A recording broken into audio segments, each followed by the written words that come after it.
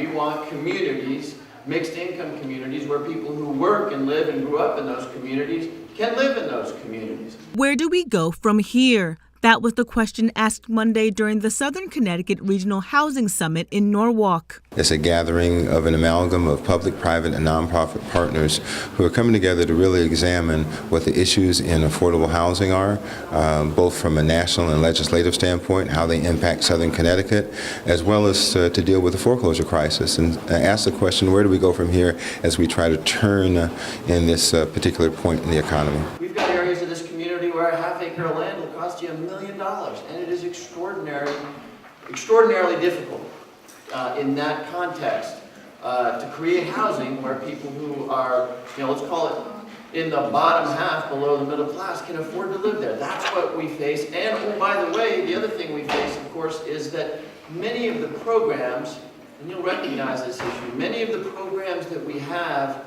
define affordable up here. It's your local P&Z, it's your local common council, that when these projects come up, you've got to raise your voice, and you've got to make enough noise to say we're not going to allow that. When they're going through, come up with their master plan of development, which always requires your input, you've got to be there at the table to say, we're not going to allow gentrification. What are the things you're going to put in that plan to make certain that those things don't happen?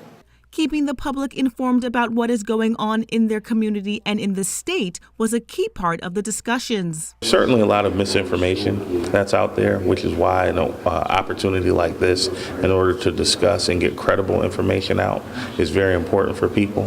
But it's not as bad as it was 3 or 4 years ago. People are certainly recovering. Fairfax County is one of the richest counties in America. Bridgeport is a struggling city in the middle of one of the wealthiest counties in America, right? So you kind of look at this dynamic here. You've got all the issues in a microcosm. You've got the problems and concerns in the urban communities. You've got the gentrification as people want to move back in. You've got high-end people who may have NIMBY issues about not in my backyard. You've got middle-class people who are struggling to even fit into a community where the number of middle-class jobs are shrinking and wages aren't increasing, but housing prices continue to go up.